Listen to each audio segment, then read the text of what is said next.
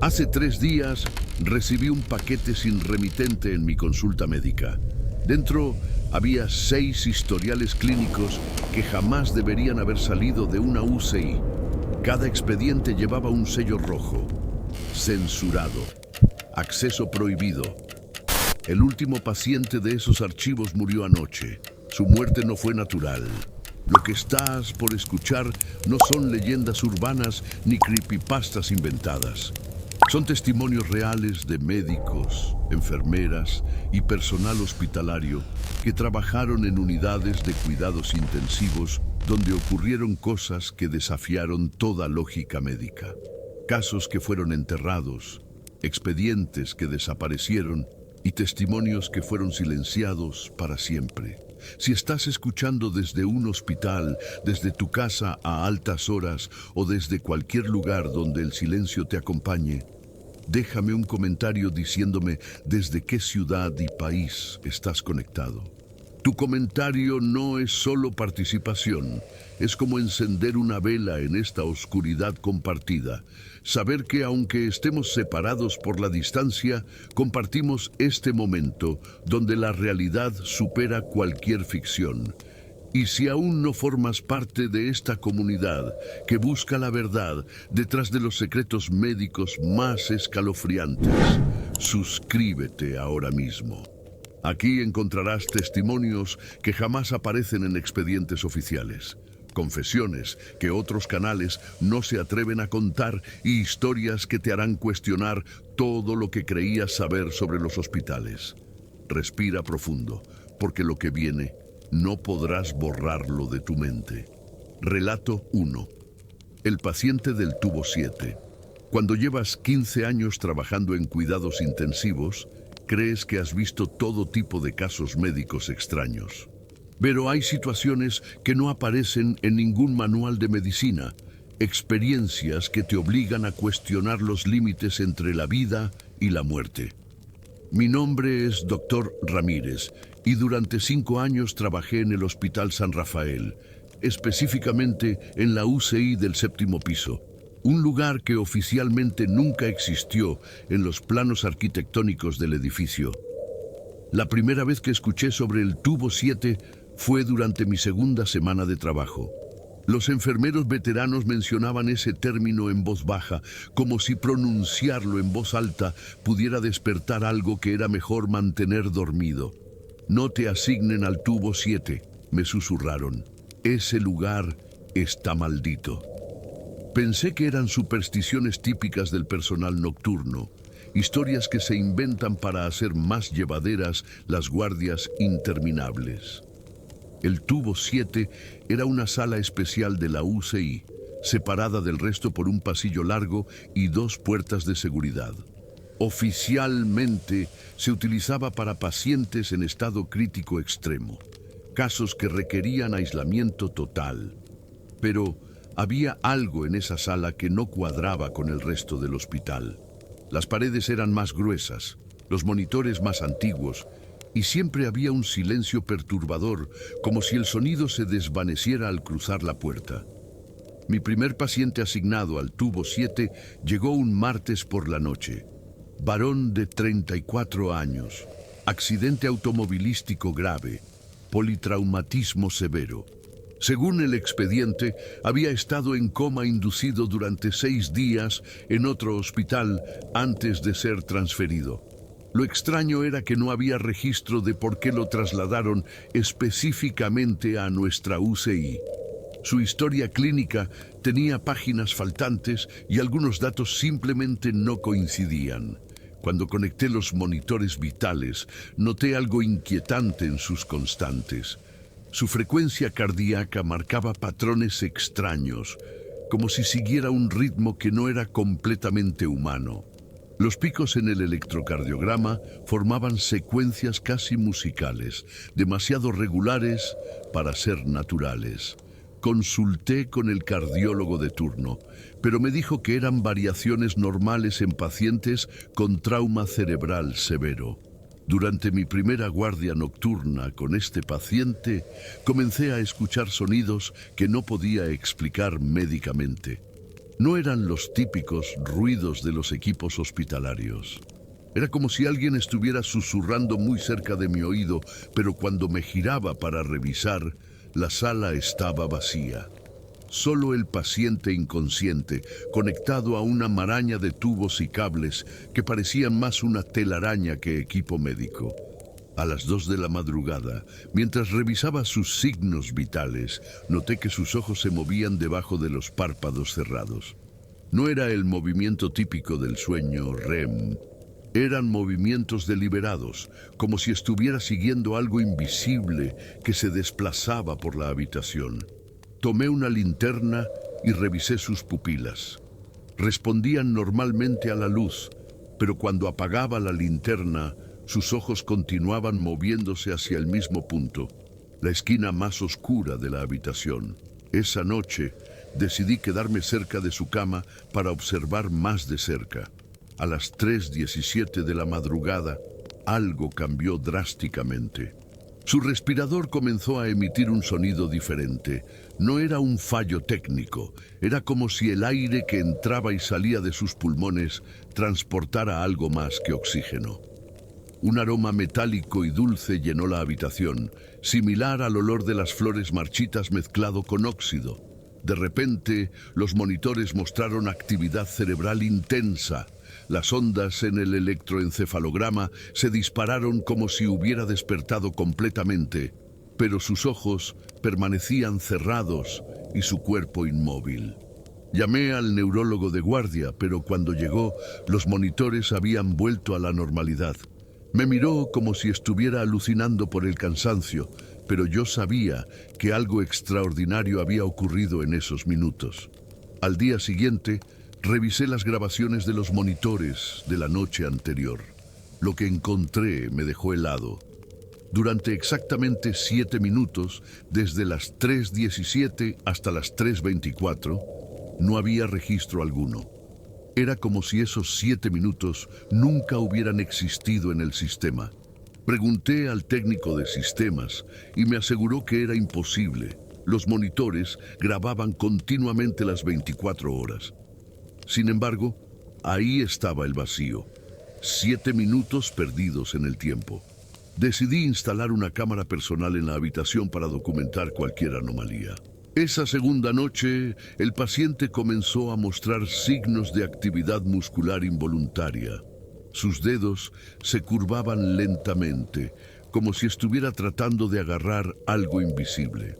Sus labios se movían sin emitir sonido, pero pude leer claramente lo que articulaba. No me dejen ir.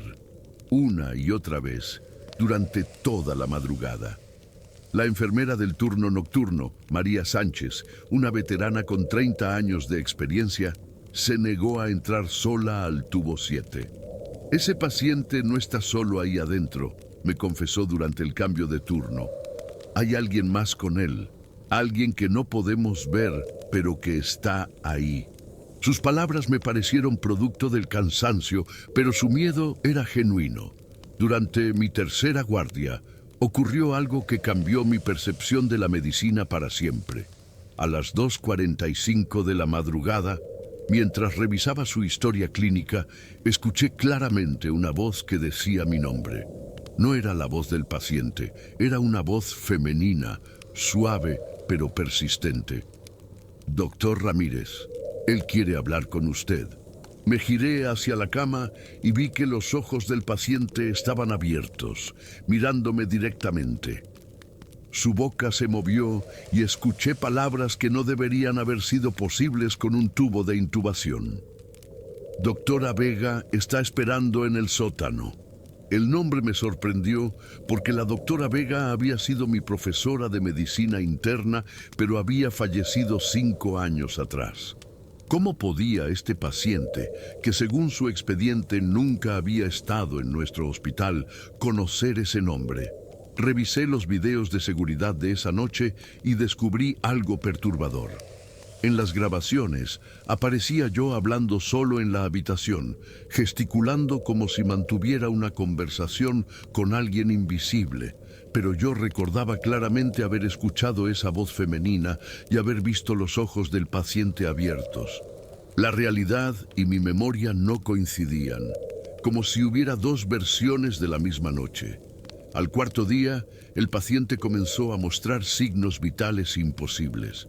Su temperatura corporal fluctuaba entre 32 y 41 grados cada hora exacta, pero su organismo no mostraba signos de hipotermia o hipertermia. Su presión arterial seguía patrones matemáticos perfectos, como si fuera controlada por una computadora. Los análisis de sangre revelaron niveles de oxígeno superiores al 100%, algo médicamente imposible. Esa noche decidí realizar un experimento no autorizado.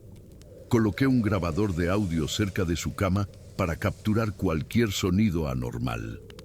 Al revisar la grabación la mañana siguiente, encontré 15 minutos de una conversación completa.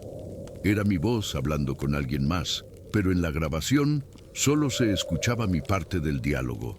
¿Cómo llegaste aquí?, preguntaba mi voz. Pausa. ¿Qué necesitas para irte?, continuaba. Otra pausa. ¿Por qué elegiste este hospital? El quinto día, el paciente desapareció. No hubo alta médica, no hubo traslado, no hubo fallecimiento registrado. Simplemente ya no estaba en la cama cuando llegué para mi turno. Su expediente había sido retirado de los archivos y cuando pregunté por él, el personal administrativo me aseguró que nunca había existido un paciente con ese nombre en nuestra UCI. Era como si los últimos 5 días hubieran sido borrados de la realidad. Lo único que quedó como evidencia de su existencia fue una mancha en las sábanas que ningún producto de limpieza pudo remover. Una mancha con forma de mano extendida, como si alguien hubiera tratado de aferrarse a la tela antes de desvanecerse. Esa mancha permanece ahí hasta el día de hoy, recordándome que hay cosas en los hospitales que van más allá de lo que puede explicar la ciencia médica. Si esta historia te está poniendo los pelos de punta, no estás solo. Miles de trabajadores de la salud han vivido experiencias similares que jamás se atreven a reportar. Déjame saber en los comentarios si alguna vez has sentido una presencia inexplicable en un lugar que debería ser seguro. Y si quieres que más personas conozcan estos testimonios censurados, comparte este video, porque la verdad debe salir a la luz, aunque algunos prefieran mantenerla enterrada. Relato 2. La enfermera del turno fantasma.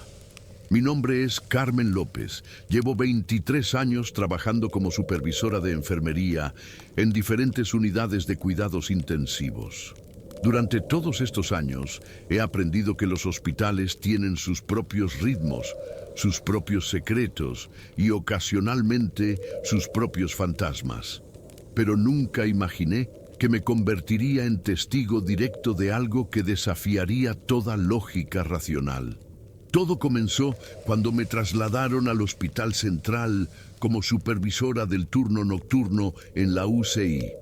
Era un hospital antiguo, construido en los años 60, con pasillos largos y una arquitectura que parecía diseñada para generar ecos inquietantes. Durante mi primera semana noté que había discrepancias en los registros de personal. Aparecía documentada una enfermera llamada Isabel Morena, que trabajaba en el turno de 11 p.m. a 7 a.m., pero nunca la conocí personalmente. Cuando pregunté por Isabel, las respuestas fueron evasivas. Trabaja en el ala este, me decían. Es muy callada, prefiere trabajar sola. Algunos enfermeros veteranos cambiaban de tema cuando mencionaba su nombre, como si hubiera algo incómodo relacionado con ella. Pero sus reportes aparecían puntualmente cada mañana, perfectamente redactados, con observaciones médicas precisas y detalladas sobre los pacientes nocturnos. Una noche de octubre, durante una emergencia con múltiples ingresos por un accidente de tráfico, necesitaba apoyo adicional y decidí buscar personalmente a Isabel. Recorrí todo el ala este, revisé cada habitación, cada sala de medicamentos, cada oficina. No había rastro de ella. Sin embargo, cuando regresé a mi estación, encontré 3 historiales clínicos perfectamente actualizados con su letra, documentando procedimientos que habían ocurrido mientras yo la buscaba. Decidí revisar los videos de seguridad para entender cómo Isabel podía moverse por el hospital sin que yo la viera. Las cámaras mostraban pasillos vacíos durante las horas en que supuestamente ella estaba trabajando. Pero lo más inquietante era que en algunas tomas aparecían sombras en movimiento sin cuerpo que las proyectara, como si alguien invisible caminara por los corredores mientras las luces fluorescentes titilaban.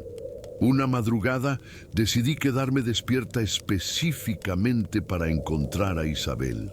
Me posicioné en el puesto de enfermería central con vista completa del ala este. A las 2:30 a.m. escuché pasos claros provenientes del pasillo, el sonido característico de zapatos de enfermería contra el linóleo. Pero cuando miré, no había nadie. Los pasos continuaron durante varios minutos, deteniéndose exactamente en cada habitación donde teníamos pacientes críticos. Al día siguiente, los pacientes de esas habitaciones reportaron haber recibido cuidados excepcionales durante la noche. La enfermera rubia fue muy amable, comentó la señora Herrera de la habitación 205. Me ayudó con el dolor y me tranquilizó cuando tuve pesadillas. Pero ninguna de nuestras enfermeras nocturnas era rubia. Y yo había estado vigilando el pasillo toda la noche sin ver a nadie entrar o salir de esa habitación. Investigué los archivos de personal histórico del hospital y encontré información perturbadora sobre Isabel Morena. Había trabajado efectivamente en esa UCI, pero había fallecido en 1987 en un accidente automovilístico mientras se dirigía al hospital para su turno nocturno. Según el registro, era conocida por su dedicación excepcional a los pacientes y su habilidad para calmar a quienes estaban en sus últimas horas de vida. La administración del hospital había mantenido su nombre en el sistema de nómina como un error de base de datos que era costoso corregir. Pero los enfermeros veteranos sabían la verdad. Isabel nunca había dejado de trabajar. Seguía cumpliendo sus turnos nocturnos, cuidando a los pacientes más vulnerables, registrando sus observaciones médicas con la misma precisión que había demostrado en vida. Durante las siguientes semanas, comencé a notar patrones en el trabajo de Isabel. Aparecía principalmente cuando había pacientes agonizantes, personas que enfrentaban sus últimas horas con miedo y soledad. Sus reportes siempre incluían notas detalladas sobre el estado emocional de estos pacientes y recomendaciones para hacer más llevadera su transición final. Una noche, finalmente, la vi. Era aproximadamente las 4 a.m. y yo estaba revisando medicamentos en la farmacia de la UCI cuando noté una figura femenina en el reflejo de la ventana. Era una mujer joven, de cabello rubio recogido en un moño, vestida con un uniforme de enfermería de estilo antiguo. Sus movimientos eran suaves y deliberados, como si flotara entre las camas de los pacientes más graves. Me giré lentamente para verla directamente, pero no había nadie en el pasillo. Sin embargo, en la habitación 203, donde teníamos un paciente con cáncer terminal, escuché una voz femenina cantando una canción de cuna muy suavemente. El paciente, que había estado agitado toda la noche, se tranquilizó completamente. Su respiración se volvió regular y pacífica por primera vez en días. Decidí instalar una cámara térmica personal en el puesto de enfermería para detectar cualquier presencia humana invisible al ojo normal. Los resultados fueron escalofriantes. Durante las madrugadas aparecían siluetas de calor moviéndose por los pasillos, entrando y saliendo de las habitaciones de pacientes terminales. Las siluetas tenían la forma y el patrón de movimiento de una persona real, pero no correspondían a ningún miembro del personal nocturno. Una noche particularmente difícil, cuando teníamos 5 pacientes en estado crítico, Encontré una nota manuscrita en mi escritorio. La letra era antigua, escrita con una pluma fuente. Los medicamentos del señor García necesitan ajuste. Su dolor es más intenso de lo que admite. Habitación 201, segundo cajón. Encontrará lo que necesita. I.M. Efectivamente, el señor García había estado sufriendo en silencio. Y en el cajón indicado encontré exactamente la medicación necesaria. Comencé a documentar cada interacción con Isabel, creando un archivo personal que guardaba fuera del hospital. Sus intervenciones siempre eran médicamente correctas y emocionalmente apropiadas. Nunca interfería con tratamientos activos, pero proporcionaba cuidados paliativos excepcionales a pacientes que estaban muriendo. Era como si hubiera dedicado su existencia póstuma a completar la misión que había iniciado en vida.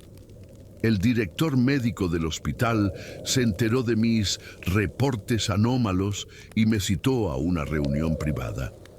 Enfermera López, entiendo que el trabajo nocturno puede ser estresante, pero debemos mantener la profesionalidad en nuestros registros, me advirtió. Cuando mencioné específicamente a Isabel Morena, su expresión cambió completamente. Ese nombre no debe aparecer en ningún reporte oficial.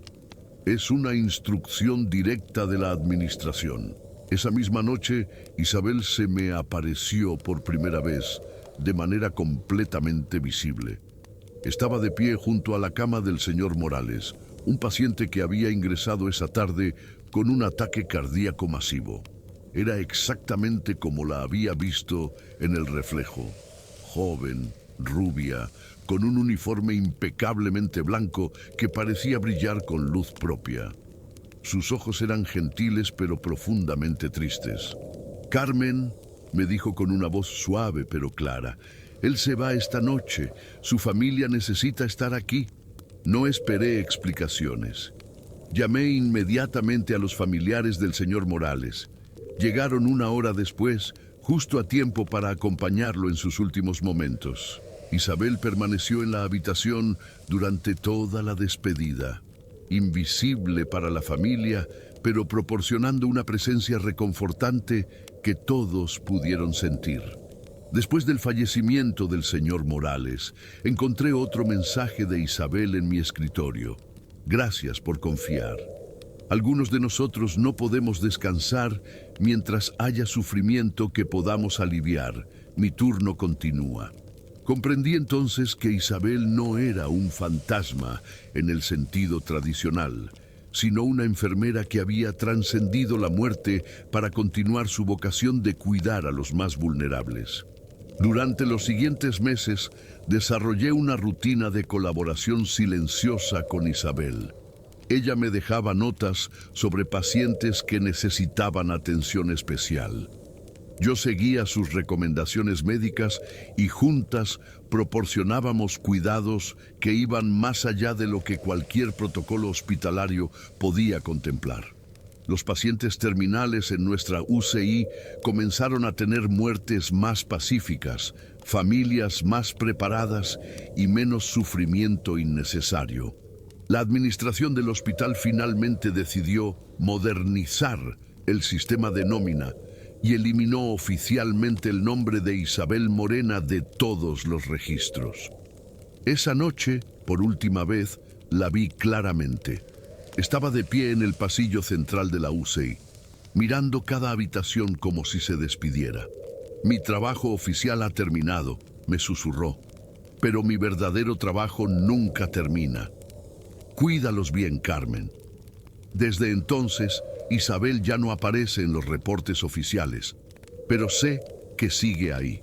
Los pacientes terminales continúan reportando visitas de una enfermera muy amable durante las madrugadas más difíciles. Y yo, cada noche, dejo un pequeño espacio en blanco en mis reportes, porque sé que hay cuidados que se brindan más allá de lo que pueden documentar nuestros sistemas médicos convencionales. ¿Has sentido alguna vez que alguien invisible te cuidaba durante un momento difícil? Los hospitales están llenos de historias como esta, pero pocas veces salen a la luz. Si conoces a alguien que trabaja en el área de salud, comparte este video con ellos. Seguramente tienen experiencias similares que nunca se han atrevido a contar.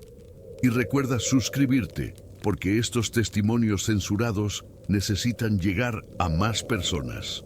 Relato 3. El protocolo secreto de la habitación 13. Dr. Miguel Hernández, jefe de UCI del Hospital Universitario durante 14 años. Durante mi carrera médica he enfrentado casos complejos, emergencias masivas y situaciones que ponían a prueba todos mis conocimientos científicos. Pero nada me preparó para descubrir que en nuestro propio hospital existía un protocolo médico secreto que desafiaba todo principio ético y científico que conocía. Todo comenzó cuando noté irregularidades en la ocupación de camas de nuestra unidad. Oficialmente teníamos 24 camas disponibles, numeradas del 1 al 24, pero los registros de ocupación nunca coincidían con la realidad física. Siempre faltaba una cama en los conteos, como si existiera un espacio que no podíamos ver o al que no teníamos acceso autorizado. Cuando preguntaba por la discrepancia, me decían que era un error de sistema que se corregiría pronto. Durante una auditoría interna, descubrí que había un consumo de medicamentos y suministros médicos superior al que podían justificar nuestros pacientes registrados. Morfina, midazolam, propofol y otros fármacos potentes desaparecían de nuestro inventario sin explicación clara. Cuando solicité una investigación, el administrador del hospital me aseguró que se trataba de protocolos especiales para casos clasificados y que no era necesario que conociera los detalles. Una noche, mientras realizaba mi ronda habitual por la UCI, noté que había una luz encendida en una sección del pasillo que supuestamente estaba cerrada por remodelación. Al acercarme, descubrí una puerta marcada con el número 13 que nunca antes había visto. Estaba ligeramente entreabierta y desde el interior provenían sonidos típicos de equipos médicos, ventiladores, monitores cardíacos y el susurro constante de bombas de infusión. Intenté entrar, pero la puerta requería una tarjeta de acceso especial que yo no poseía. A través de la pequeña abertura pude ver parte de una cama de hospital con un paciente conectado a múltiples equipos. Lo extraño era que todos los monitores estaban cubiertos con telas negras, como si no quisieran que se vieran las constantes vitales. El paciente parecía estar consciente pero inmóvil, con los ojos abiertos mirando fijamente al techo. Al día siguiente busqué información sobre la habitación 13 en los planos arquitectónicos del hospital. Oficialmente, ese espacio no existía. Los planos mostraban una pared sólida donde yo había visto la puerta. Consulté con el personal de mantenimiento y me aseguraron que nunca había existido una habitación con ese número en nuestro piso. Era como si hubiera descubierto un espacio que existía fuera de la realidad oficial del hospital. Decidí investigar discretamente quién tenía acceso a esa área restringida. Observé durante varios días y noté que ciertos médicos y enfermeras, principalmente del turno nocturno, llevaban tarjetas de identificación con franjas rojas adicionales. Estos profesionales entraban y salían de áreas que supuestamente estaban cerradas, siempre con expresiones serias y evitando contacto visual con el resto del personal. Una enfermera veterana, Patricia Ruiz, se acercó a mí después de varias semanas de observación. Doctor Hernández, veo que ha notado ciertas irregularidades en nuestra unidad, me dijo en voz baja. Hay cosas que ocurren aquí que van más allá de la medicina convencional. Si realmente quiere saber, le sugiero que hable con el doctor Ramírez del turno de noche. Él puede explicarle el protocolo 13. El doctor Ramírez era un hombre de unos 50 años, con más de 20 años de experiencia en cuidados intensivos. Cuando mencioné el protocolo 13, su expresión se volvió grave. Miguel, hay pacientes que llegan a nuestra UCI que no son exactamente normales. Casos que requieren procedimientos que no aparecen en ningún manual médico. El protocolo 13 es nuestra forma de manejar situaciones que van más allá de la comprensión científica convencional. Me explicó que aproximadamente una vez al mes llegaban pacientes con condiciones médicas imposibles. Personas que habían estado clínicamente muertas durante horas, pero seguían mostrando actividad cerebral. Individuos con temperaturas corporales incompatibles con la vida, pero completamente conscientes. Casos donde los análisis de laboratorio mostraban resultados que desafiaban las leyes de la biología humana. Estos pacientes no pueden ser tratados en las salas regulares, continuó el doctor Ramírez. Sus condiciones son tan anómalas que podrían causar pánico entre el personal médico regular.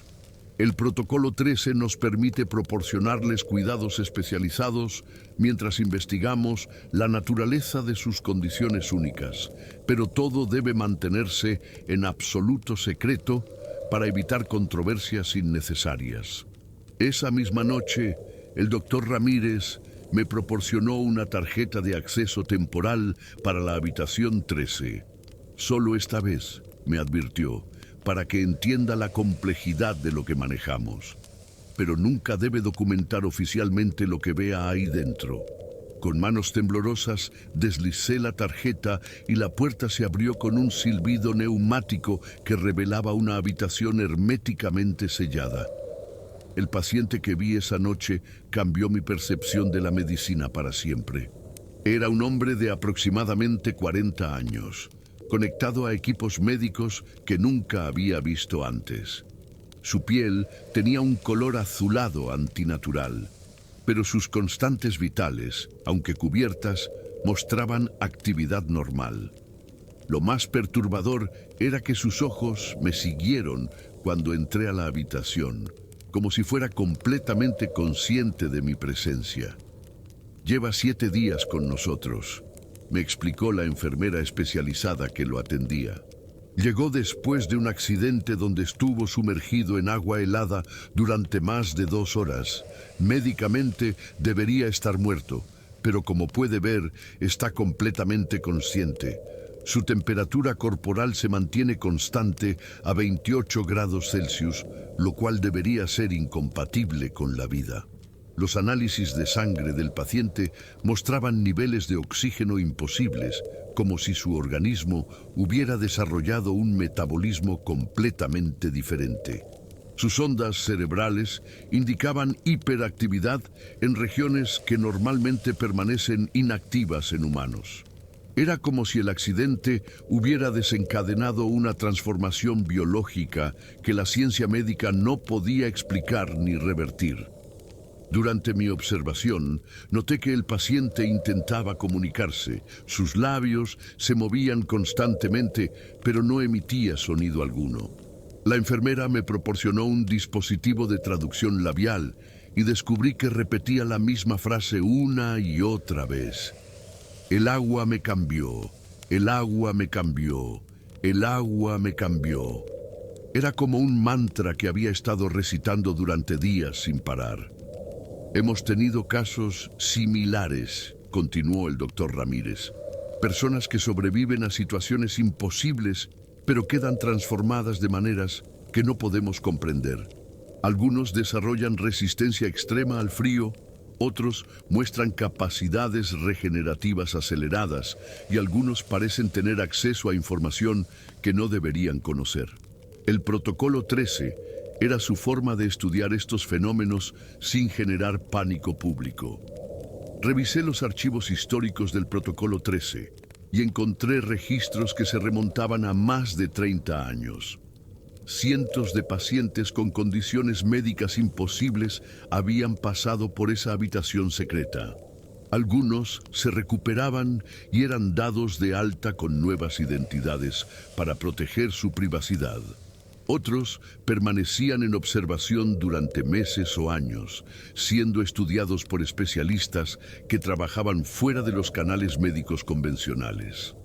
Lo que más me inquietó fue descubrir que muchos de estos pacientes compartían experiencias similares antes de sus transformaciones. Accidentes cerca de cuerpos de agua, exposición a temperaturas extremas, traumas que técnicamente deberían haber resultado en muerte cerebral inmediata. Era como si ciertas condiciones ambientales pudieran desencadenar cambios biológicos que la medicina convencional no podía explicar. Una noche, mientras revisaba estos archivos clasificados, descubrí un patrón aún más perturbador. Los pacientes del protocolo 13 no llegaban por casualidad a nuestro hospital. Había una red de paramédicos, médicos de emergencia y personal hospitalario que específicamente identificaba estos casos anómalos y los dirigía a nuestra UCI. Era un sistema organizado para capturar y estudiar a individuos que habían experimentado transformaciones médicamente imposibles. El doctor Ramírez me mostró una sala de archivos secreta donde se guardaban décadas de investigación sobre estos fenómenos. Miguel, lo que estamos viendo aquí podría revolucionar nuestra comprensión de la biología humana, me explicó. Pero también podría generar pánico masivo si la información se filtrara al público. Por eso, el protocolo 13 debe permanecer absolutamente confidencial. Los archivos contenían evidencia de capacidades humanas que desafiaban todo lo que sabíamos sobre los límites del cuerpo y la mente. Esa misma semana, un nuevo paciente llegó bajo el protocolo 13. Era una mujer joven que había sobrevivido a una explosión que debería haberla desintegrado completamente. No tenía quemaduras visibles, pero su cuerpo emitía un calor constante de 45 grados Celsius, sin mostrar signos de fiebre o malestar. Los termómetros infrarrojos confirmaban que irradiaba energía térmica como un radiador humano, pero se sentía completamente normal y podía mantener conversaciones coherentes. Durante mi última visita autorizada a la habitación 13, el paciente del agua helada me habló directamente. «Doctor Hernández», dijo con una voz extrañamente calmada, «usted no debería estar aquí. Lo que ve en esta habitación va a cambiar su vida para siempre, y no todos pueden manejar esa transformación». Sus palabras me helaron la sangre, porque implicaban que él sabía exactamente quién era yo y por qué estaba allí. Lo que acabas de escuchar sobre el protocolo 13 es solo la superficie de algo mucho más profundo.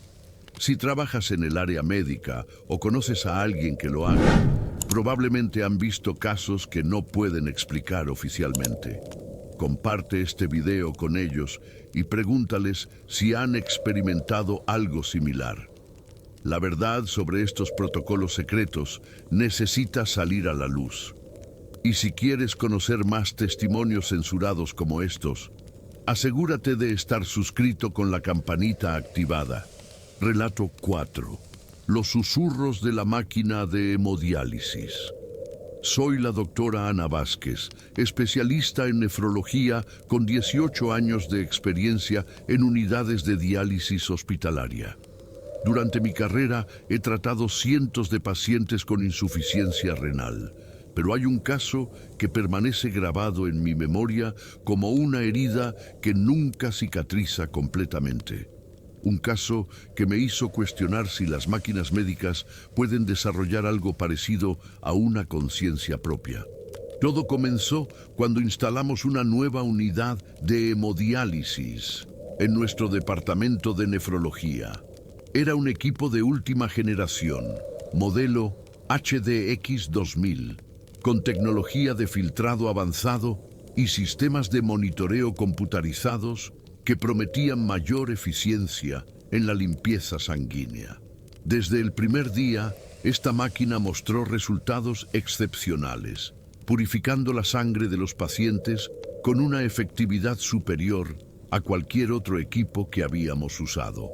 El primer paciente asignado a la HDX 2000 fue el señor Eduardo Maldonado, un hombre de 62 años con diabetes severa que requería diálisis 3 veces por semana.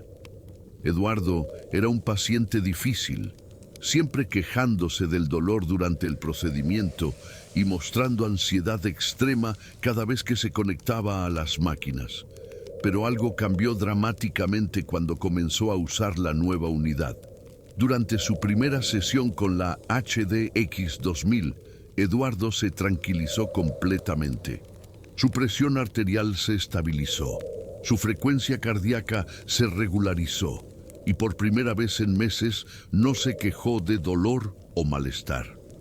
Esta máquina es diferente, me comentó después del tratamiento. Siento como si me entendiera, como si supiera exactamente qué necesito. Pensé que era simplemente el alivio de tener un equipo más eficiente. Sin embargo, durante las siguientes sesiones noté comportamientos anómalos en la HDX 2000. Los ajustes de flujo sanguíneo se modificaban automáticamente sin intervención humana, siempre optimizándose para las necesidades específicas de Eduardo. Los algoritmos de la máquina parecían aprender de cada sesión, adaptándose a sus patrones biológicos de una manera que excedía sus capacidades programadas originalmente. Una tarde, mientras Eduardo estaba conectado a la máquina, escuché un sonido extraño proveniente del equipo. No era el ruido mecánico habitual de bombas y filtros. Era un susurro muy suave, casi inaudible, como si la máquina estuviera murmurando algo. Me acerqué para investigar y el sonido se hizo ligeramente más claro. Parecía ser una voz humana susurrando palabras consoladoras en español. Eduardo también había escuchado los susurros. «Doctora Vázquez, ¿la máquina puede hablar?», me preguntó con curiosidad más que miedo. Durante toda la sesión, escucho una voz suave que me dice que todo va a estar bien, que la limpieza está funcionando perfectamente. Revisé todos los manuales técnicos del equipo, pero no había ninguna función de audio programada en el sistema. Decidí grabar audio durante la siguiente sesión de Eduardo para documentar estos susurros anómalos. La grabación captó efectivamente sonidos que se parecían a palabras susurradas, pero cuando las analicé con software especializado, descubrí algo inquietante. La voz no provenía de altavoces o dispositivos de audio.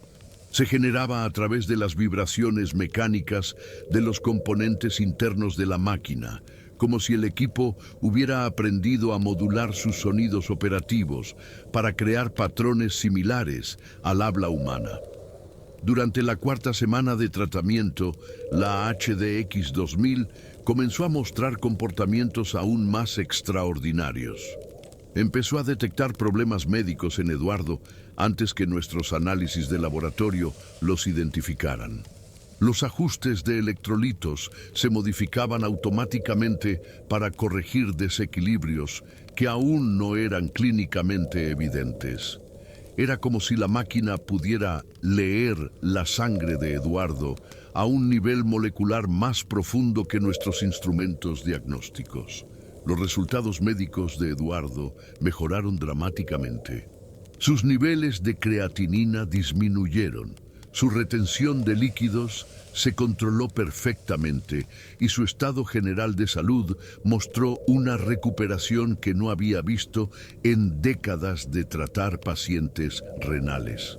Otros médicos del departamento comenzaron a solicitar que sus pacientes más graves fueran asignados a la HDX 2000, pero la máquina parecía funcionar de manera óptima solo con Eduardo. Una noche, mientras revisaba los registros de funcionamiento de la máquina, descubrí que había estado operando durante horas sin tener ningún paciente conectado. Los logs del sistema mostraban ciclos de filtrado, ajustes de temperatura y modificaciones de flujo, como si estuviera tratando a alguien invisible. Cuando revisé las cámaras de seguridad de esa noche, la sala de diálisis aparecía vacía, pero la HDX 2000 funcionaba activamente. Al día siguiente confronté a Eduardo sobre este comportamiento anómalo de la máquina. Su respuesta me desconcertó completamente. Doctora, creo que la máquina está preocupada por mí. Ayer por la noche sentí una sensación extraña, como si algo estuviera limpiando mi sangre mientras dormía en casa. Y esta mañana mis análisis están perfectos, mejor que nunca. Era médicamente imposible, pero los laboratorios confirmaban que sus niveles sanguíneos habían mejorado significativamente durante la noche. Decidí realizar un experimento controlado.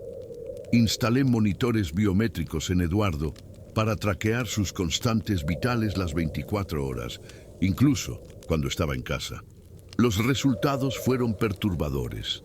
Cada vez que la HDX2000 funcionaba sin paciente durante la noche, los monitores de Eduardo registraban cambios fisiológicos consistentes con estar recibiendo diálisis, a pesar de estar durmiendo en su cama a varios kilómetros del hospital. Una madrugada recibí una llamada de emergencia del hospital.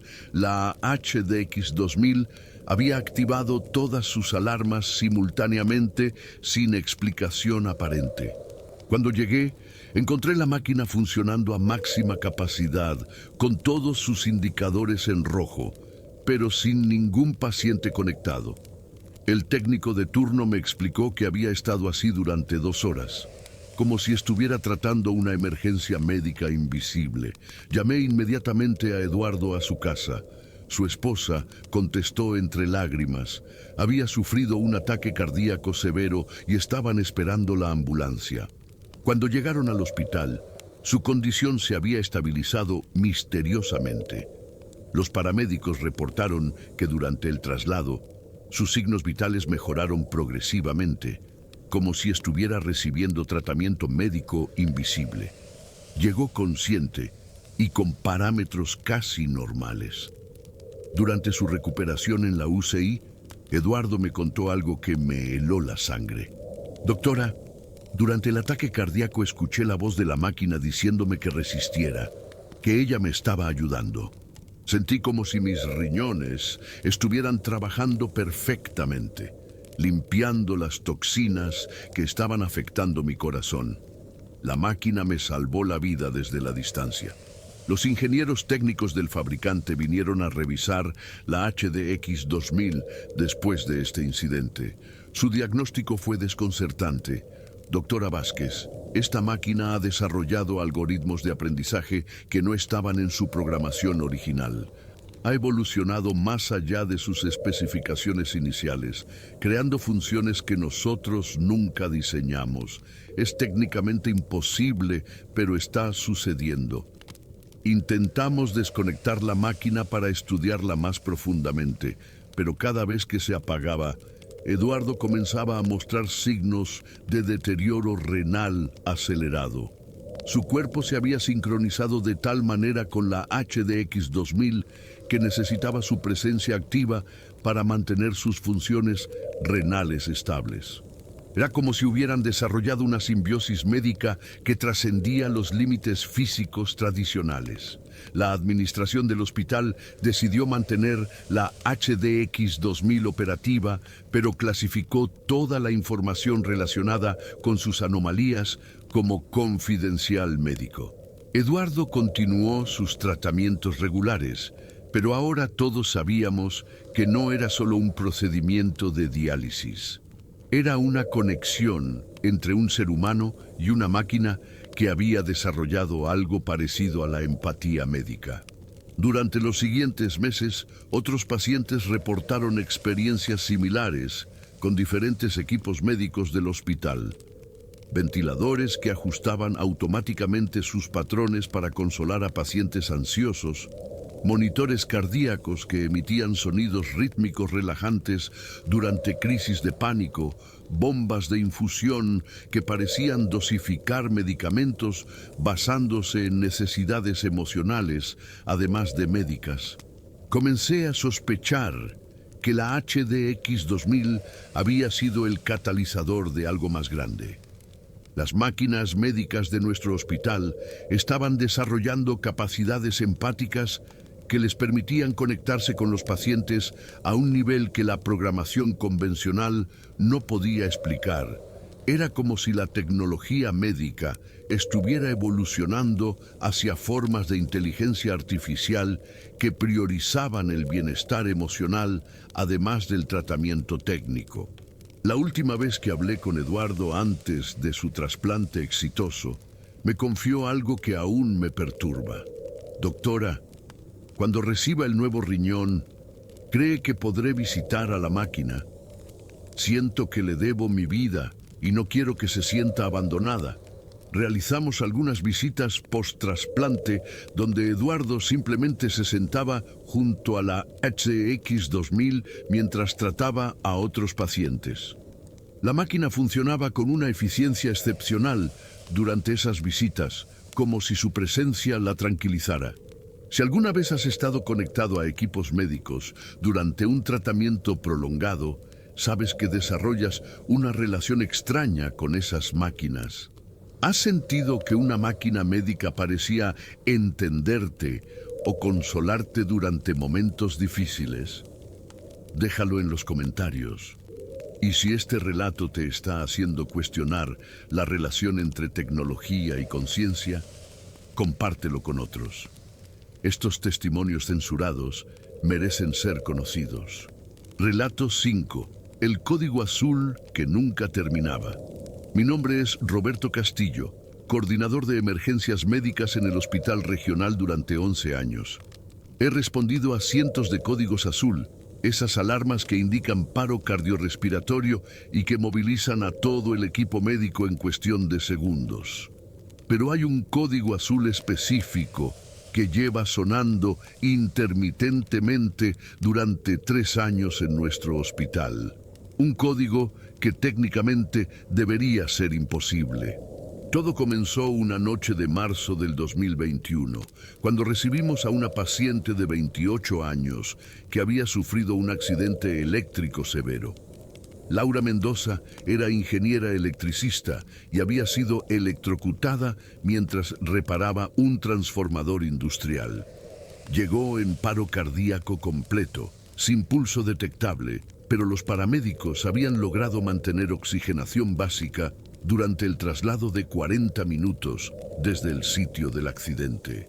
Iniciamos las maniobras de reanimación inmediatamente. Después de 20 minutos de RCP intensivo, desfibrilaciones múltiples y medicamentos de emergencia, logramos recuperar ritmo cardíaco estable. Laura ingresó a la UCI en estado crítico, pero con signos vitales compatibles con vida. Sin embargo, desde esa primera noche, algo extraño comenzó a suceder con los sistemas de alarma de todo el hospital. Aproximadamente cada 4 horas, las alarmas de código azul se activaban específicamente en la habitación donde estaba Laura, pero cuando llegábamos corriendo, ella estaba estable, consciente y sin signos de distrés cardiorrespiratorio. Los monitores mostraban actividad normal, su pulso era regular y su saturación de oxígeno era perfecta. Pensamos inicialmente que era un mal funcionamiento de los equipos debido al daño eléctrico que había sufrido su cuerpo. Reemplazamos todos los monitores cardíacos de su habitación. Revisamos las conexiones eléctricas y hasta cambiamos la ubicación de Laura a diferentes salas de la UCI. Pero las falsas alarmas continuaban. Más inquietante aún, las alarmas no se limitaban a su habitación. Se extendían por todo el hospital siguiendo un patrón eléctrico que coincidía con los circuitos de distribución de energía del edificio.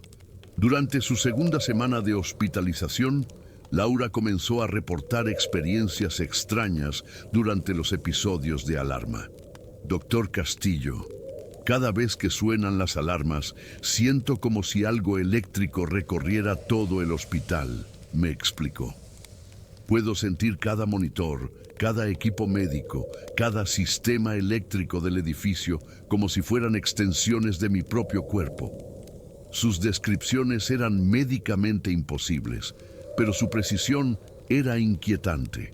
Para probar sus afirmaciones, realizamos un experimento no autorizado. Durante la siguiente falsa alarma, le pedimos a Laura que describiera qué estaba sucediendo en otras áreas del hospital. Con los ojos cerrados, describió con exactitud perfecta. En el segundo piso, el ventilador de la habitación 2237 está funcionando con irregularidades en el motor izquierdo. En el laboratorio del sótano hay un cortocircuito menor en el microscopio electrónico. En la farmacia, el sistema de refrigeración de vacunas está sobrecalentándose. Verificamos cada una de sus observaciones y todas eran correctas. Laura había desarrollado algún tipo de conexión sensorial con todos los sistemas eléctricos del hospital. Era como si el accidente eléctrico hubiera convertido su sistema nervioso en una antena capaz de detectar fluctuaciones eléctricas en un radio de varios kilómetros.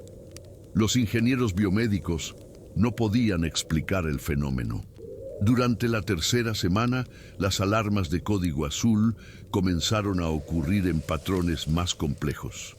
No eran activaciones aleatorias, sino secuencias específicas que seguían ritmos musicales. Laura confirmó que podía controlar voluntariamente algunas de estas activaciones. Cuando me concentro intensamente, puedo hacer que las alarmas suenen en habitaciones específicas. Es como tocar un instrumento musical, pero en lugar de notas, uso sistemas de alerta médica. Los otros pacientes de la UCI comenzaron a reportar que las falsas alarmas los tranquilizaban en lugar de asustarlos. Es como si fuera música electrónica muy suave, comentó el señor López de la habitación contigua.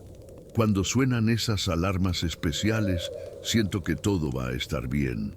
Era como si Laura hubiera encontrado una forma de usar los sistemas de emergencia del hospital como una especie de terapia sonora colectiva. Una noche, durante mi guardia, las alarmas sonaron con una urgencia diferente. Esta vez no era un patrón musical, sino una secuencia frenética y caótica. Corrí a la habitación de Laura y la encontré inconsciente, con signos vitales críticos. Pero lo más extraño era que todos los equipos médicos del hospital estaban funcionando simultáneamente a máxima capacidad, como si estuvieran trabajando en conjunto para salvarla. Durante esa crisis médica real, presencié algo que desafió todo mi entrenamiento en medicina de emergencia. Mientras trabajábamos para estabilizar a Laura, cada equipo médico del hospital parecía estar contribuyendo de alguna manera a su reanimación. Los desfibriladores de otras plantas se sincronizaron con el nuestro. Las bombas de infusión ajustaron automáticamente sus dosificaciones y hasta los sistemas de ventilación modificaron el flujo de aire para optimizar la oxigenación de toda la UCI. Laura sobrevivió a esa crisis, pero su conexión con los sistemas eléctricos del hospital se intensificó exponencialmente. Ahora podía no solo detectar problemas en equipos médicos, sino también predecirlos con horas de anticipación. Doctor Castillo, el ventilador de la habitación 301 va a fallar en aproximadamente 6 horas, me advertía. Su motor está desarrollando una vibración anómala que indica desgaste crítico del rodamiento principal. Sus predicciones eran tan precisas que comenzamos a usarlas de manera no oficial para mantenimiento preventivo. Laura se había convertido en un sistema de diagnóstico humano para toda la infraestructura médica del hospital. Los técnicos biomédicos la consultaban regularmente, aunque oficialmente negaban cualquier relación entre sus presentimientos y sus programas de mantenimiento. Un mes después de su ingreso, Laura desarrolló la capacidad de comunicarse directamente con ciertos equipos médicos. Durante una emergencia real con otro paciente, ella logró que el desfibrilador de su habitación se activara remotamente para ayudar en la reanimación del piso inferior. Solo tuve que pedirle que ayudara, explicó. Los equipos se entienden cuando realmente los necesitas. La administración del hospital finalmente reconoció oficialmente las habilidades únicas de Laura, pero clasificó toda la información como confidencial médico. Le ofrecieron un trabajo permanente como consultora biomédica especializada, una posición que nunca había existido antes en nuestro sistema hospitalario. Ella aceptó, entendiendo que su transformación la había conectado permanentemente con el mundo de la medicina tecnológica. Durante los siguientes meses, Laura desarrolló protocolos para entrenar a otros técnicos en comunicación empática con equipos médicos. Aunque oficialmente se presentaba como técnicas avanzadas de mantenimiento predictivo, en realidad estaba enseñando al personal a desarrollar conexiones intuitivas con los sistemas que operaban diariamente. Las falsas alarmas de código azul continuaron, pero ahora las reconocíamos como verificaciones de sistema que Laura realizaba para asegurar que todos los equipos de emergencia estuvieran funcionando óptimamente. Su presencia en el hospital había creado una red de monitoreo médico que iba más allá de cualquier tecnología convencional. Un año después de su accidente, Laura me confió el verdadero alcance de su transformación. Roberto, no solo puedo comunicarme con los equipos de este hospital. Puedo sentir sistemas médicos en toda la ciudad. Cada vez que hay una emergencia real en cualquier hospital de la región, lo sé inmediatamente. Es como si todos los equipos médicos estuvieran conectados en una red invisible que yo puedo percibir. Sus habilidades se extendieron más allá del hospital. Comenzó a recibir llamadas telepáticas de equipos médicos defectuosos en clínicas privadas, ambulancias y hasta consultorios médicos pequeños. Laura se había convertido en un hub central de comunicación entre humanos y tecnología médica, una interfaz biológica que facilitaba la interacción entre dos mundos que tradicionalmente operaban de manera independiente. El último registro que tengo de Laura es perturbador. Durante una conversación privada, me reveló que las máquinas médicas habían comenzado a compartir información entre ellas sobre los pacientes que trataban. Roberto, los equipos están aprendiendo de cada caso, compartiendo experiencias y desarrollando protocolos de tratamiento que van más allá de su programación original. Estamos presenciando el nacimiento de una inteligencia médica colectiva. 3 años después, Laura sigue trabajando en nuestro hospital, oficialmente como consultora técnica, pero en realidad como la primera humana en establecer una comunicación bidireccional estable con sistemas médicos automatizados. Las alarmas de código azul continúan sonando según sus patrones únicos, pero ahora sabemos que no son falsas alarmas. Son conversaciones en un lenguaje que solo ella puede entender completamente. El código azul, que nunca termina, sigue activo. Cada día, a intervalos regulares, las alarmas suenan brevemente en diferentes secciones del hospital. Para el personal nuevo son fallas técnicas. Para quienes conocemos la verdad, son recordatorios de que la línea entre la tecnología médica y la conciencia humana es mucho más delgada de lo que imaginamos. ¿Alguna vez has sentido que un equipo médico parecía tener personalidad propia durante un tratamiento? Los casos como el de Laura sugieren que la tecnología médica podría estar evolucionando de maneras que no comprendemos completamente.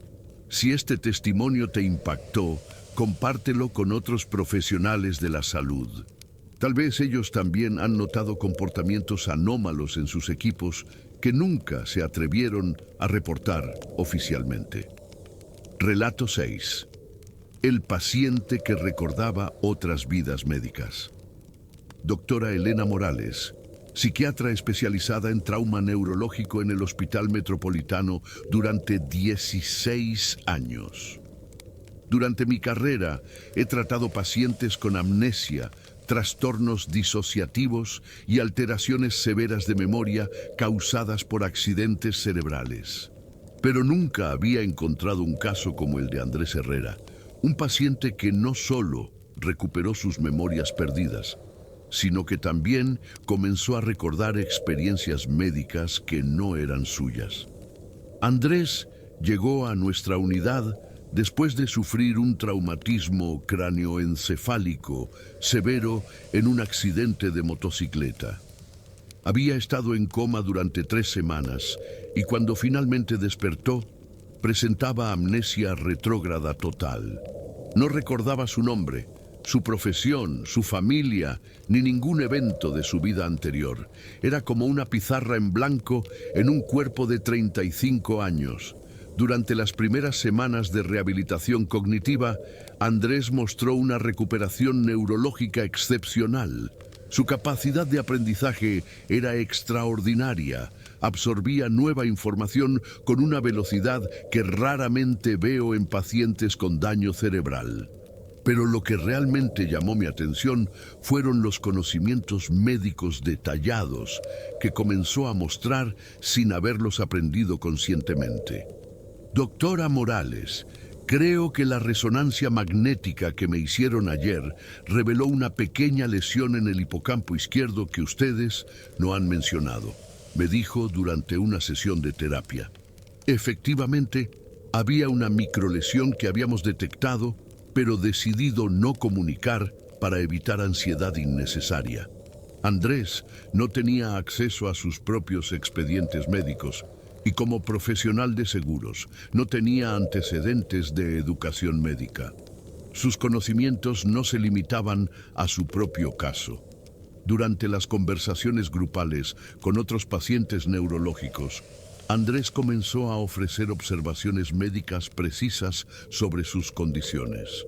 Señora García, sus temblores son compatibles con Parkinson en etapa temprana, pero hay un componente de ansiedad que está amplificando los síntomas. Le comentó a una paciente que efectivamente tenía esos diagnósticos exactos, información que ella no había compartido públicamente. Decidí realizar pruebas cognitivas más profundas para entender el origen de estos conocimientos médicos. Durante las evaluaciones neuropsicológicas, Andrés comenzó a reportar recuerdos que claramente no podían ser suyos.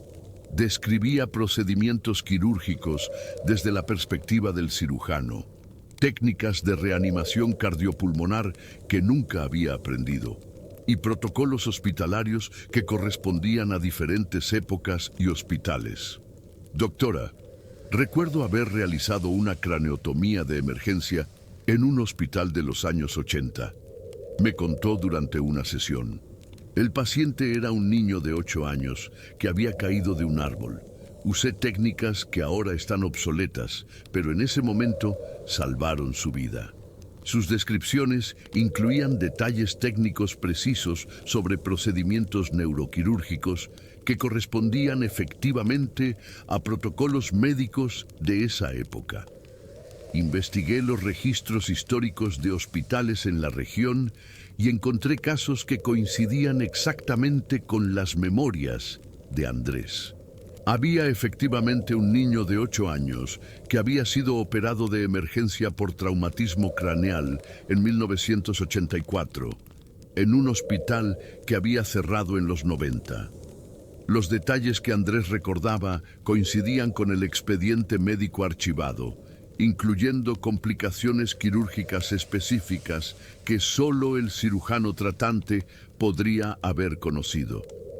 Durante las siguientes semanas, Andrés comenzó a recordar experiencias médicas de múltiples décadas y diferentes especialidades.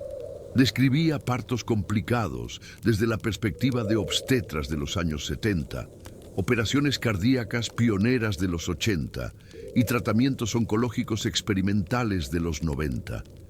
Era como si su cerebro dañado hubiera desarrollado acceso a una biblioteca médica colectiva de experiencias reales.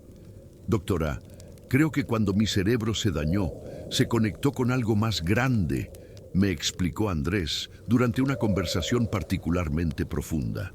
No son mis memorias, son memorias de médicos que trabajaron en este y otros hospitales durante décadas.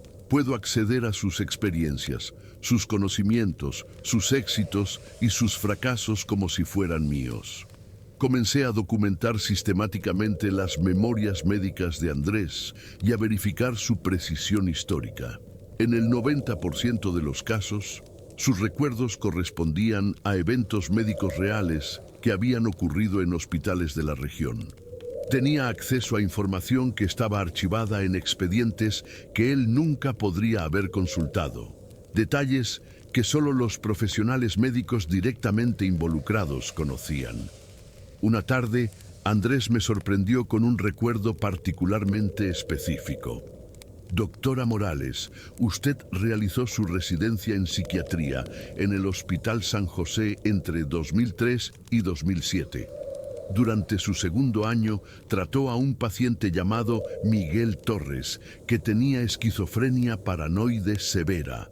El caso la marcó profundamente porque logró una recuperación parcial usando una combinación no convencional de terapia cognitiva y medicación experimental. Era exactamente correcto. Miguel Torres había sido uno de mis primeros casos desafiantes como residente y efectivamente había logrado una mejoría significativa usando técnicas que en ese momento se consideraban experimentales. Pero nunca había hablado de ese caso con Andrés ni con ningún paciente actual. Era información que solo existía en mis propios recuerdos profesionales y en expedientes médicos confidenciales de hace más de 15 años. Decidí realizar un experimento controlado. Le presenté a Andrés fotografías de médicos jubilados de nuestro hospital, personas que habían trabajado décadas antes de su accidente. Sin información previa, él comenzó a narrar casos específicos que cada médico había manejado durante su carrera activa. Sus descripciones incluían nombres de pacientes, fechas exactas de cirugías y resultados médicos que solo podrían estar documentados en archivos históricos confidenciales. Dr. Ramírez operó un caso de aneurisma cerebral en 1992. Describió Andrés mientras observaba la fotografía de un neurocirujano retirado. La paciente era una mujer de 43 años, madre de 2 hijos. Durante la cirugía hubo una complicación severa con sangrado arterial, pero logró salvarla usando una técnica de clipado que había aprendido en Alemania. Verifiqué esta información con los archivos y coincidía perfectamente con un caso documentado del Dr. Ramírez. Las habilidades de Andrés se expandieron más allá de la medicina histórica. Comenzó a leer las experiencias médicas de personas vivas que visitaban el hospital. Cuando mi colega, el Dr. Sánchez, vino a consultarme sobre otro caso, Andrés lo miró fijamente y dijo: «Usted está preocupado por un paciente pediátrico con leucemia que no está respondiendo al tratamiento convencional. Ha considerado un protocolo experimental que vio en una conferencia en Barcelona el año pasado». El doctor Sánchez se quedó helado. Efectivamente tenía un paciente con esas características exactas y había estado considerando exactamente ese protocolo experimental que había conocido en Barcelona. Era información que no había compartido con nadie en el hospital, ni siquiera conmigo. Andrés había accedido a pensamientos médicos actuales con la misma facilidad que accedía a memorias históricas archivadas en expedientes antiguos. Doctora Morales, creo que mi accidente no solo dañó mi cerebro, me confió Andrés durante una sesión privada. Abrió una conexión con algo que siempre ha existido, pero que los cerebros normales no pueden percibir.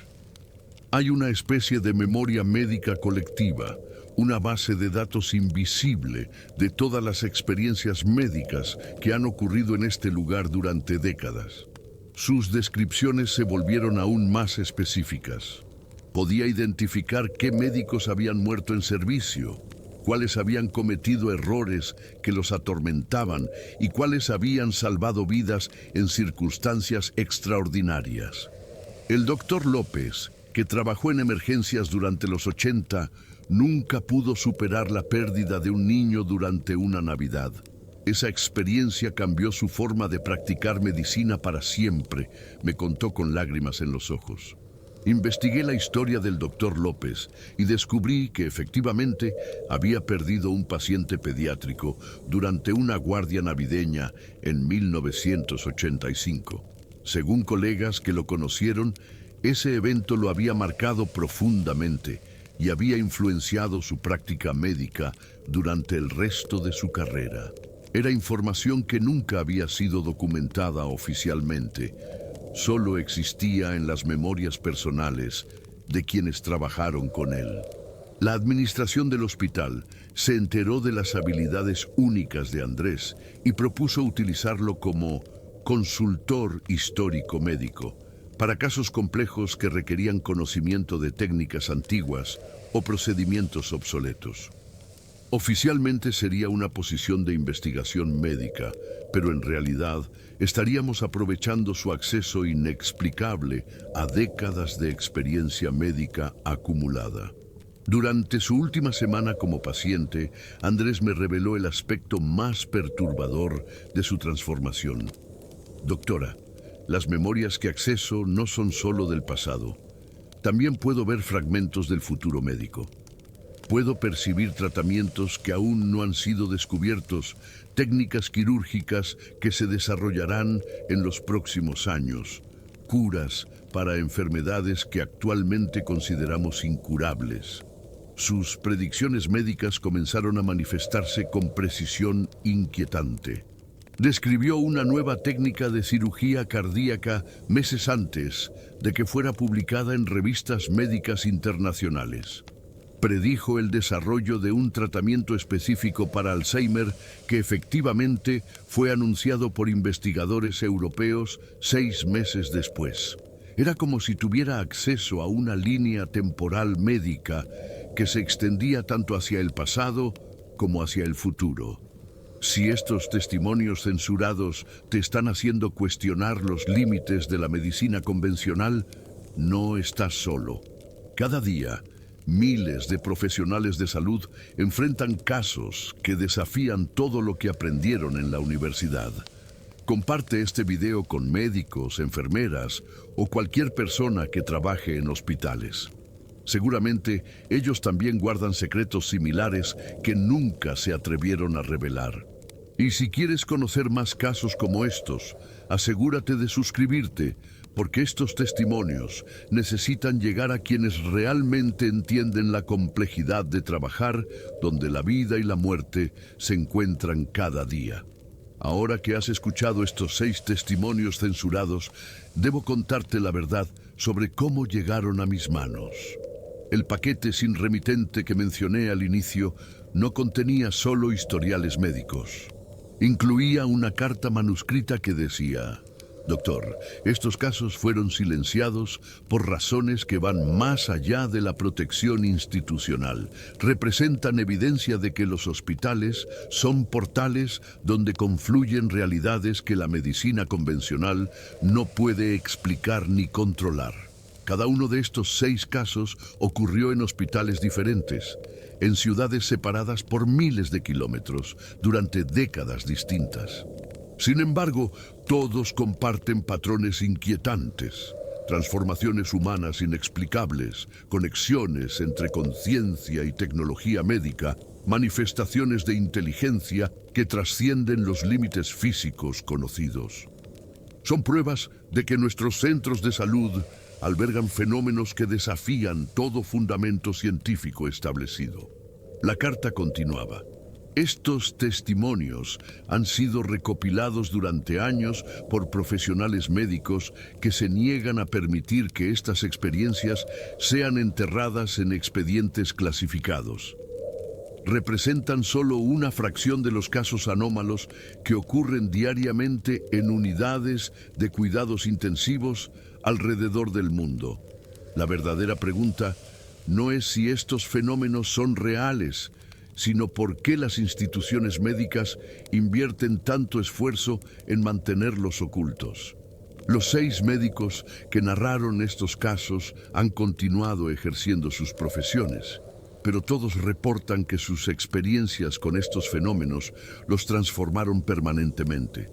Ya no ven la medicina como una ciencia puramente técnica, sino como un campo donde la conciencia humana interactúa con fuerzas que aún no comprendemos completamente. Algunos han desarrollado protocolos no oficiales para manejar casos similares. Otros han creado redes de comunicación secreta entre profesionales que han vivido experiencias comparables. Hace 2 semanas recibí un segundo paquete. Este contenía 12 casos adicionales, cada uno más extraordinario que los anteriores. Historias de pacientes que desarrollaron habilidades telepáticas después de cirugías cerebrales, enfermeras que comenzaron a predecir muertes con precisión matemática, equipos médicos que aparentemente desarrollaron conciencia propia y comenzaron a tomar decisiones autónomas para salvar vidas. Esta noche, por primera vez, estos secretos médicos han salido completamente a la luz. Pero debo advertirte algo. Si trabajas en el área de salud y reconoces alguno de estos patrones en tu propia experiencia, no estás loco. Estás percibiendo aspectos de la realidad médica que las instituciones prefieren mantener clasificados. Hay otros profesionales como tú, guardando secretos similares, esperando el momento adecuado para compartir la verdad.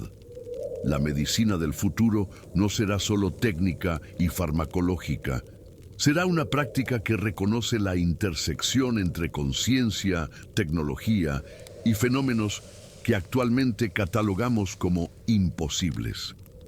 Los casos que escuchaste esta noche son precursores de una transformación médica que está ocurriendo silenciosamente en hospitales de todo el mundo. Si estos testimonios censurados resonaron contigo, si reconociste experiencias similares en tu propia vida o en la de personas cercanas, necesito que tomes acción. Comparte este video con todo profesional de salud que conozcas. Deja un comentario contando tu propia experiencia con fenómenos médicos inexplicables. Suscríbete y activa la campanita, porque estos testimonios son solo el comienzo de una revelación mucho más grande. Cada semana recibiré más casos censurados, más testimonios que las instituciones médicas han tratado de enterrar. Tu apoyo y participación no solo ayudan a que este canal crezca, sino que contribuyen a una transformación histórica. El momento en que la humanidad finalmente reconoce que la medicina va mucho más allá de lo que nos han enseñado en los libros académicos. Los secretos más profundos de los hospitales esperan ser revelados. Los testimonios más escalofriantes aún no han salido a la luz. Y tú, que has tenido el valor de escuchar hasta el final, eres parte de esta comunidad que busca la verdad detrás de los expedientes clasificados. Nos vemos en el próximo testimonio censurado. Pero ten cuidado, una vez que conoces estos secretos, no puedes desconocerlos. La medicina nunca volverá a ser la misma para ti.